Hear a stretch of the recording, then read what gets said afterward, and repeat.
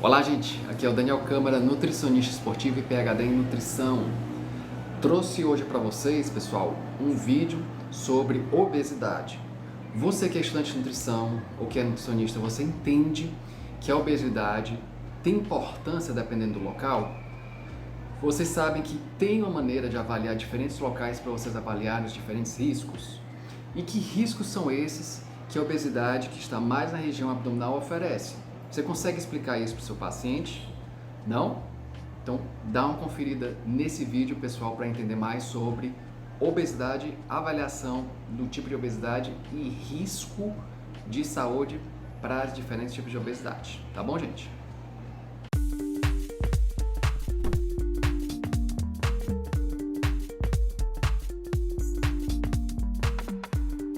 Essa aula ela vai ser dividida em 3 partes, né? A gente vai começar a caracterizar a obesidade e maneiras de nós avaliarmos, e depois a gente vai passar para a segunda parte, que é discutir os fatores causadores da obesidade.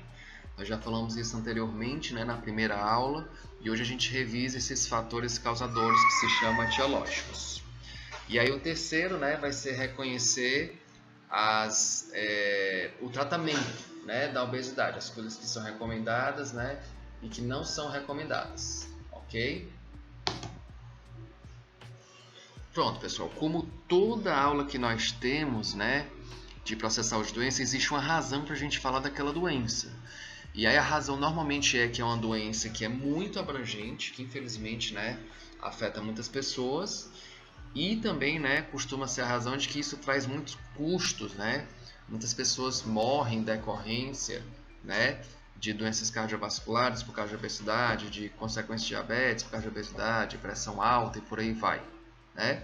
Então, isso é um problema. E como a gente está vendo aqui, né, quase 1 bilhão de pessoas no planeta, né, tem obesidade. E aí a gente vai vendo, né, os levantamentos que nós temos também no nosso país, que cada vez mais que a gente revisa, mais o número de pessoas obesas aumenta, né? Essa estatística aqui de 2006 passou de 11,4 para 17,5, né, em 2013. Então, como nós falamos, né, é uma pandemia, né, é uma epidemia que afeta todos os continentes, né? Está com prevalência muito alta nos países da América Latina, de 20 a 30%. E quem tem esse tipo de doença, a gente vai ver, né, que doenças como diabetes e hipertensão fica muito mais fácil, né, de acontecer, certo? Aqui no caso, diabetes, né, aumenta o risco de 10 vezes mais, e de hipertensão, né, o dobro.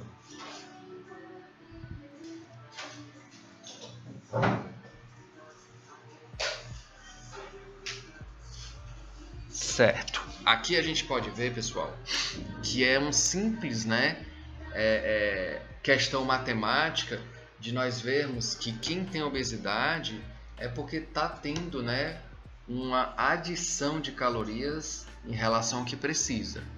Só que a gente conversou que isso não é algo simples.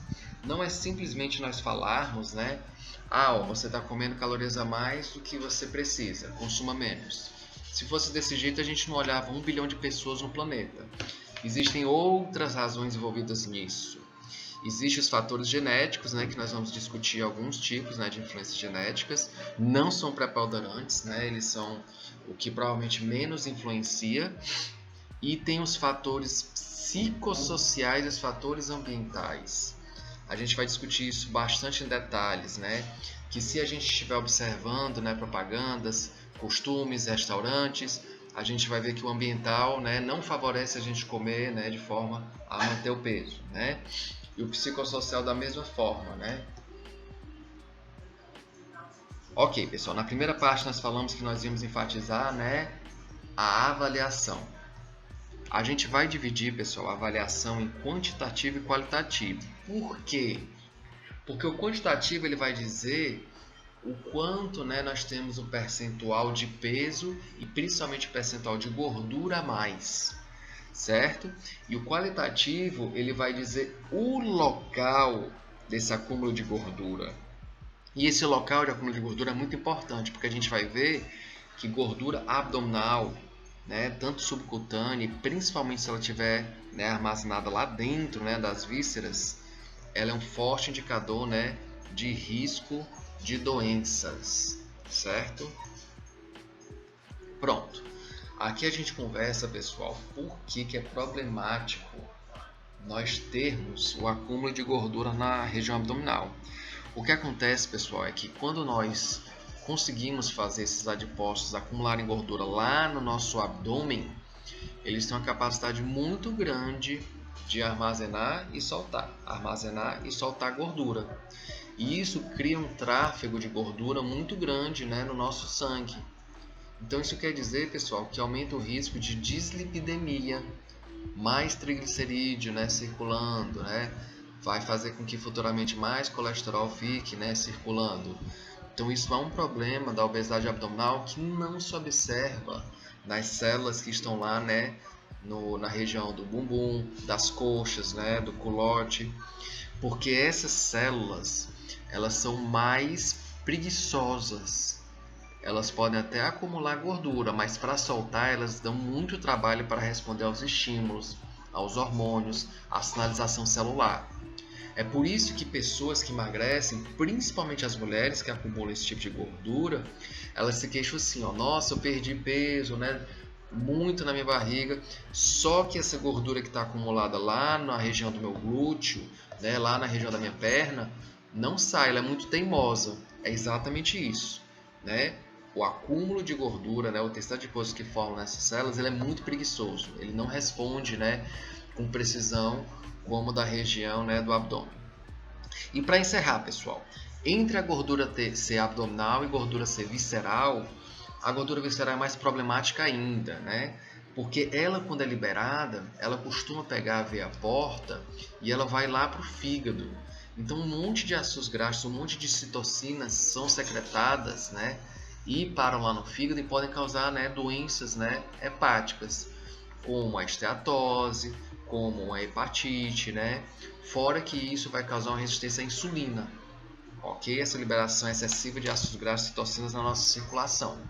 Então, por isso que a maior preocupação é gordura visceral, e se não for visceral, é na região abdominal, que é uma grande preocupação. Então esse artigo aqui, né, ele começou a fazer análise de pessoas, né, que tinham obesidade, que estavam em fila, né, de cirurgia bariátrica, e ele começou a fazer ligações da gordura visceral com doenças. Então olha o que eles fizeram. Nesse primeiro gráfico aqui, ó, aqui está mostrando pessoas que tinham obesidades e eram saudáveis, não tinham doenças. E esses dois grupos aqui, ó, um é o não saudável, que tinha qualquer outra doença, como hipertensão, dislipidemia, diabetes, e esse aqui é um grupo que era só diabetes. Então eles notaram aqui, ó, que o tamanho do adipócito, que era lá das vísceras, era muito maior, essa gordura visceral, em quem tinha, né, doenças, obesos que tinham doenças, e maior ainda, né, em obesos que tinham diabetes. Então isso mostrou a relação da gordura visceral com diabetes e doenças, porque as pessoas que eram saudáveis, ó, tinham pouco, né, gordura lá, certo? E aqui, quando era subcutânea, não tinha diferença, né, entre nenhum dos grupos que tinha, né, a ausência de doença e diabetes. Então isso mostra como as vísceras, né, cheias de gordura, são muito relacionadas a diabetes, né, e outras doenças, né, metabólicas. Então pronto, pessoal, a gente vai falar aqui, né, de exemplos de maneiras de nós diagnosticarmos, né, quantitativamente a quantidade de peso e de gordura, e qualitativamente, que é naquela região abdominal ou glúteo-femoral, ok? O índice de massa corpórea, vocês já sabem, né, que é quando nós dividimos, né, o nosso peso pela altura ao quadrado. Aí ele é um cálculo simples, né, bastante usado e fácil de categorizar, porém ele apresenta alguns problemas. Se ele for utilizado sozinho em um consultório, ele é um problema porque isso pode indicar um acúmulo de massa magra, e isso vai confundir no diagnóstico, né, de obesidade. Então ele não pode ser utilizado sozinho. Agora, a bioimpedância pregas cutâneas tem que ser associada com o ICMC porque ela indica, né, propriamente dito, um percentual de gordura. certo? Então isso ajuda, né, a categorizar se a pessoa está, né, com desnutrição, atrofia, sobrepeso ou obesidade, ok? Então ambos, né, conseguem fazer isso.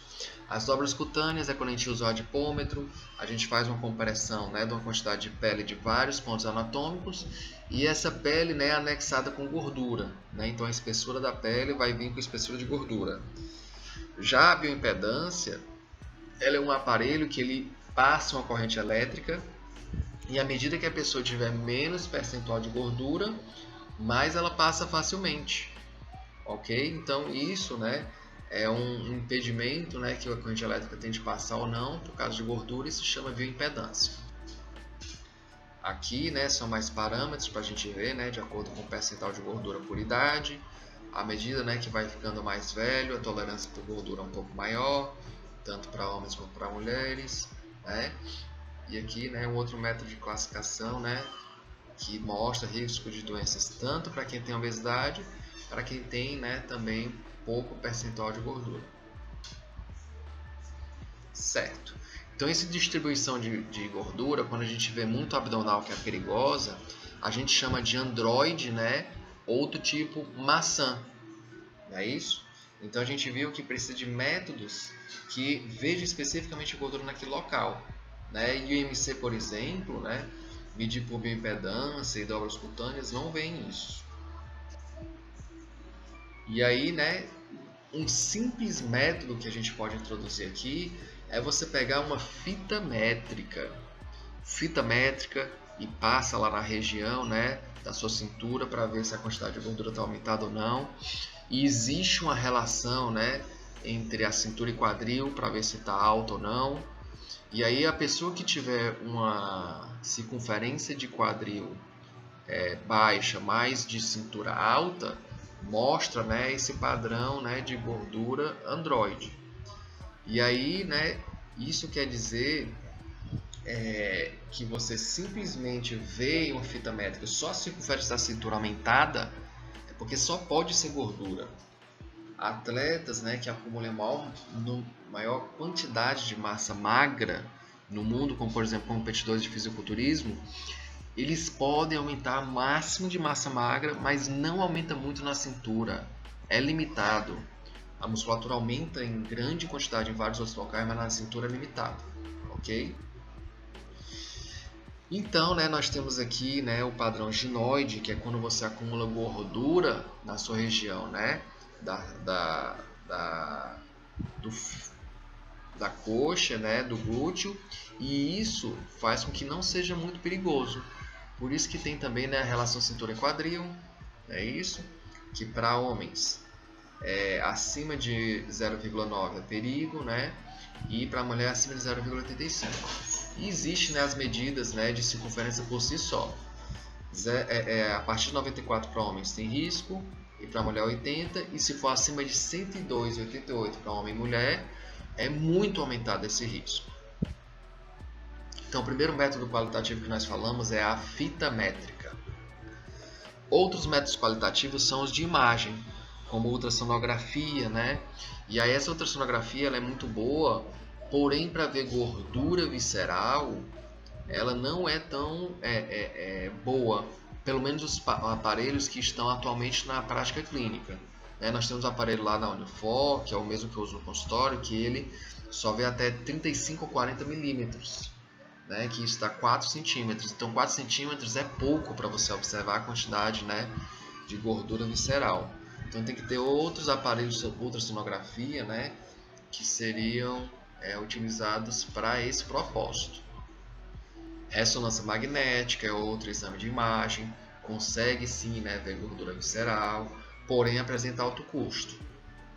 Que é a mesma coisa para a tomografia computadorizada, né, e a mesma coisa, né, para o DEXA, que é uma maneira que se encontraram de fazer um duplo raio-x, né, para ver a quantidade de gordura em totalmente, né, em vários locais do corpo.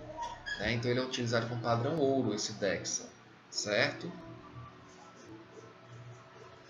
Então aqui, pessoal, é o momento, né, que a gente vai parar e vai discutir, né, sobre tudo isso que nós falamos, né, o que é obesidade, como se identifica, né? Por que a obesidade com gordura visceral é mais preocupante e como são as maneiras, né, de detectar gordura visceral ou gordura abdominal. Ok, pessoal, então aqui a gente vai entrar em fatores, né, que são causadores da obesidade, né? Uma das coisas que a gente conversa aqui, né, que o neuropeptídeo Y é um hormônio que promove, né, o nosso apetite. Ele é secretado, né, lá perto do hipotálamo e tem um receptorzinho lá, né, que faz a gente ter a vontade de comer.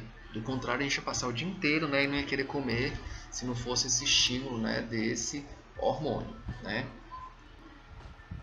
Aí o que acontece é que durante o momento que a gente tem, né, a nossa alimentação, a gente tem vários hormônios que fazem a regulação disso. Senão a gente ia passar o dia inteiro sem querer comer, ou então se desse na telha, né, e a gente quisesse comer, a gente não ia parar mais. Então existe uma regulação hormonal, né, que tem tanto no nosso sistema gastrointestinal como, né, no próprio hipotálamo com esse neuropeptídeo Y. Então todos esses aqui, ó, peptídeo YY, CCK, GLP-1, né, GLP-2, são hormônios que durante a nossa digestão dos alimentos, eles são secretados para que a gente vá, né, tendo uma saciedade, um momento de parar de comer alimento, porque existe um limite. Agora, o neuropeptídeo Y, como nós falamos, e a grelina são aqueles, né, que são feitos para a gente lembrar, né, que tem que comer. A grelina é secretada no estômago quando ele está vazio por muito tempo. Então, quanto mais tempo ele passa vazio, mais a gente secreta a grelina e mais esse neuropeptídeo Y, né, nós temos para fazer, né, com que nós tenhamos que comer. A leptina. A leptina, ela vai lá, né, e inibe o neuropeptídeo Y. E ela é proporcional à quantidade de gordura. Então, o raciocínio é, toda pessoa que tem muita gordura é para secretar muita leptina. E aí, secretando muita leptina, né, ela vai comer menos e vai limitar isso. A questão é que, na prática, as pessoas resistem a esse impulso, né, e mesmo se sentindo cheias por prazer, comem mais. E isso vai fazendo uma secreção muito grande de leptina, isso vai desgastando os receptores de leptina, né? E aí vai havendo uma resistência nessas pessoas que são obesas. Então isso, né, realmente é um problema, tá bom? Aí aqui, pessoal, esse aqui é outro caso, né? Problemas genéticos que são culpados em si, né, pela obesidade são raros. Nesse caso aqui a gente tem um exemplo de uma criança que estava comendo muito, tinha muito peso e eles perceberam que ela tinha uma mutação no gene da leptina. Era defeituoso e não ia lá, né, no hipotálamo e parava, né, de inibir, né, não inibia o neuropeptídeo Y. Então, resultado, o tratamento dela foi administrar leptina. Do mesmo jeito que um diabético recebe insulina, ela foi administrada leptina e isso foi resolvendo o problema dela. Ok? Outro exemplo, né, de predisposição genética. Nós temos esse gene chamado FTO, que ele é um gene chamado, né, de Fat, né, Tissue and Obesity Associated Gene, associado, né, à alta densidade de pouso e obesidade, que quando ele tem, né, um alelo, que é como se fosse uma mutaçãozinha, né, que tem um T nessa posição bem aqui que diz, né, ele faz gorduras com mais mitocôndrias. E essas mitocôndrias, né, em grande quantidade, chamam-se, né, adipócitos bege ou até marrom. E aí esses adipócitos bege ou marrom, por ter mais mitocôndrias, eles exigem mais da quebra da gordura para quebrarem mais ácidos graxos, fazendo mais oxidação deles. Então eles produzem, né, muita energia e muitas vezes eles produzem muito calor, por isso que eles são chamados termogênicos, tá bom? Mas se tiver o alelo C, isso significa, né, que eles produzem, né, mais acúmulo de tecido gorduroso e não querem se livrar disso, né? Eles são menos termogênicos. Eles só vão se livrar disso, né, se realmente uma pessoa fizer uma restrição calórica com quantidade de exercício muito longa, certo? Então isso é a descrição, né, de um parâmetro, né, que é genético que pode influenciar na obesidade. Ok, taxa metabólica basal também influencia. Para homens é maior por causa de hormônio de testosterona e por causa da massa muscular. À medida que a gente vai ficando mais velho, essa massa muscular diminui, então a nossa taxa metabólica basal diminui. E as pessoas que têm costume de restringir a alimentação, né? Ah, eu não quero engordar, então vou comer pouco, não faz exercício, o organismo começa a interpretar que é uma privação de energia como se fosse jejum. Então ele fica mais econômico. Então isso piora bastante, né, a taxa metabólica basal e essa pessoa engorda mais facilmente com qualquer aumento, né, de consumo de alimentos. E aí quem faz atividade física aumenta muito porque fica muito ativo o nosso organismo. Não só durante o momento da atividade física a gente aumenta o gasto calórico para a musculatura, mas também após, ainda fica por um tempo aumentado. Fora as pessoas que conseguem, né, acumular massa magra durante esse processo. Déficit ou excesso de hormônio também são causas, né? Você tem déficit de hormônio GH, que é responsável pela síntese proteica, uma oxidação de ácido graxo, né? E lipólise. Fica deficiente, a pessoa que tem, né, deficiência de hormônio GH aumenta, né, a quantidade de gordura, certo? E também o risco de doença cardiovascular. Por curiosidade, pessoal, pessoas que têm, né, síndrome de Down têm deficiência de GH. Então, né, eles precisam ter uma administração de GH para evitar justamente isso, né? Crescimento baixo, né? Aumentar muito o peso, né? E risco de doença cardiovascular. Excesso de cortisol também, gente. Excesso de cortisol também ajuda, né, a pessoa a ter obesidade. Né? Nesse caso, o cortisol, por mais que ele ajude a estimular uma lipólise, não vai ter um lugar para ir. Então você vai ter um padrão, né, que você acumula quantidade de gordura em locais que não são comuns, né? Como, né, no pescoço, nos braços, né? E esse é um padrão, né, que também pode causar doença cardiovascular. Então, pessoal, o mais importante que nós falamos, o mais aplicado na prática clínica, é a quantidade de de hormônios da tireoide que estão circulantes, certo?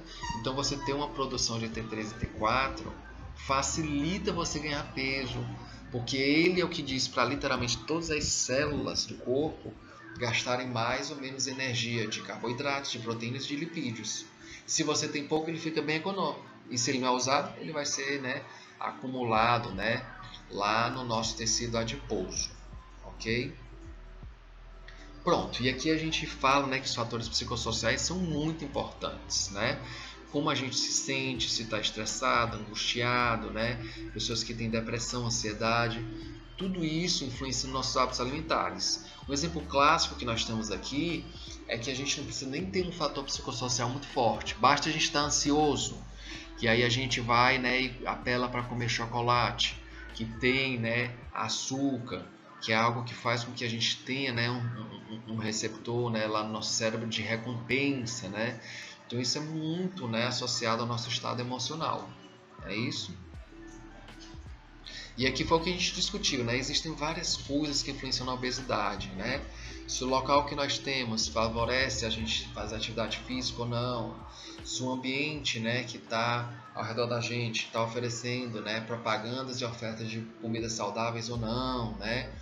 O meio social, né, o lugar onde a gente vai, restaurante, tem ou não tem, né? Tudo isso acaba incentivando a gente a comer mais. Nosso estilo de vida, nossa genética, a anatomia e fisiologia a gente discutiu, né, que você crescer com obesidade, né, enquanto criança tem mais adipócitos, né, para na fase adulta, né, você acumular.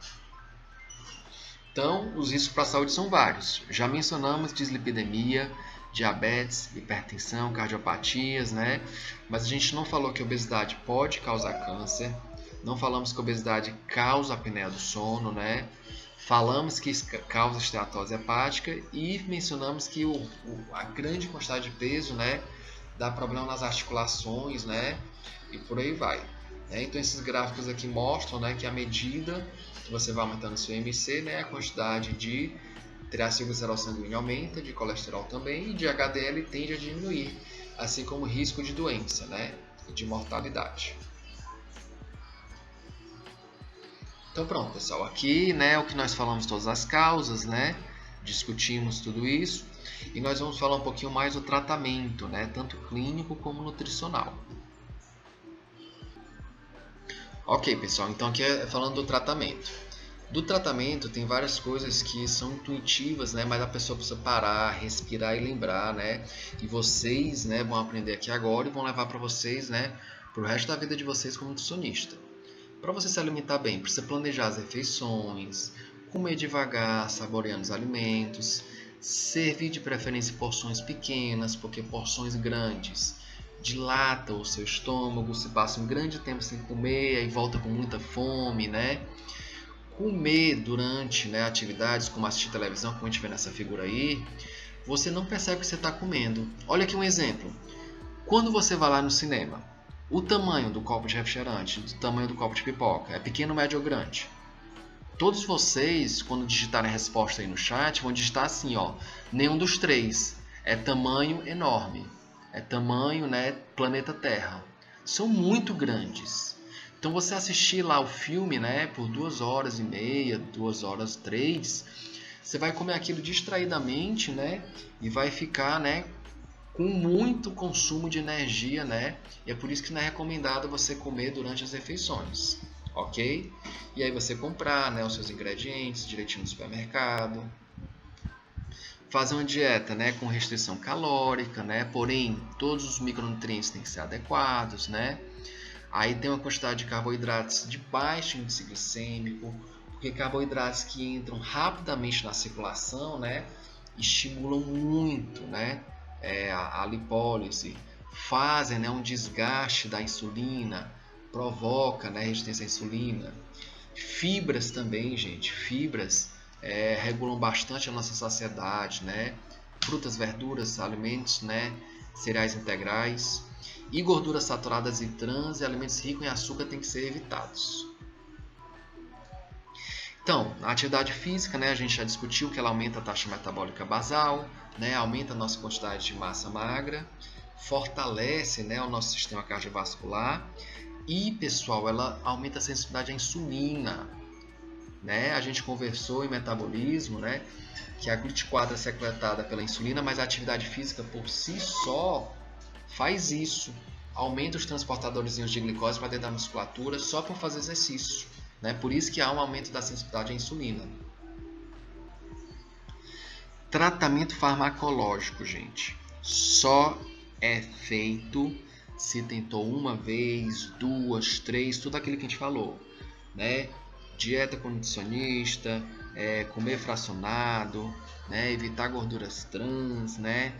Tudo aquilo que a gente falou, não comer na frente da TV, tentou várias vezes e não conseguiu. Se isso não foi eficaz, existem alguns farmacológicos, né, drogas que conseguem ajudar isso. Né? Então isso foi feito direitinho, né, de modo a ser feito ensaio clínico, ser averiguado efeito significativo e segurança, né, no tratamento. Um deles é a sibutramina. A sibutramina é um remédio que ele diminui o apetite, mas ele tem várias causas, né? Efeitos colaterais que são problemáticos. Você tem que ver o custo-benefício. Ele aumenta a frequência cardíaca e pressão arterial. Ele causa, né, uma ansiedade, causa turvação visual, alteração da memória, diarreia, né, erupções cutâneas. Então tudo isso tem que ver, né, se é manifestado muito ou não no paciente. O mecanismo dela, pessoal, é que quando a gente está comendo, a gente tem aquela sensação, né, de bem-estar, de que o alimento é gostoso, porque a gente libera neurotransmissores entre os nossos, né, neurônios. Então esses neurotransmissores são liberados, né, como por exemplo a serotonina e a dopamina, e aí eles depois, né, que é feito essa tarefa deles, eles são recapturados, né, e aí interrompe aquela sensação, né, de bem-estar.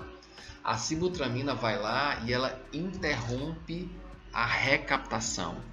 A reabsorção a gente pode ver aqui no terceiro quadrinho, ó, que ela é parada.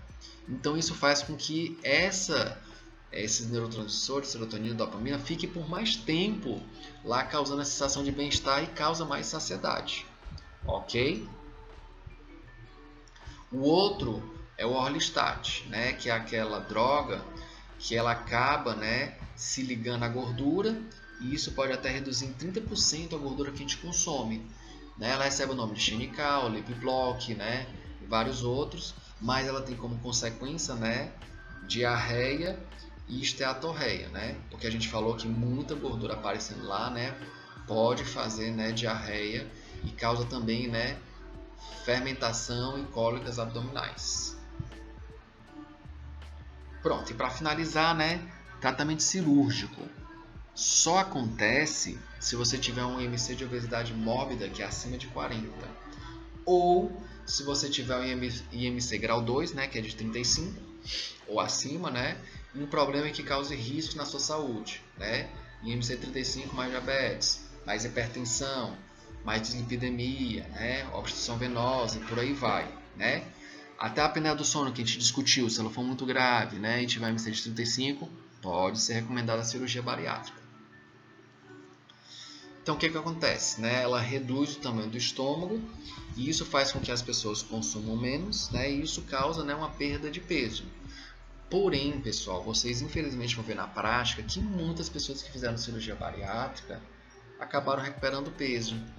Isso porque todas as origens, né, do problema da obesidade, fatores psicossociais, emotivos, né, ambientais, não foram resolvidos.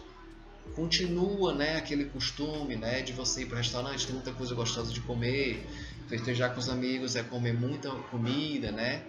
Você ter aquela coisa de estar triste, estressado, né, tem que compensa, né, com comida. Isso tem que ser resolvido. Por isso é essencial você ter um acompanhamento, né, psicológico, né, para resolver isso. Então, isso aqui foi o que nós discutimos na nossa aula. E agora a gente encerra, tira dúvidas.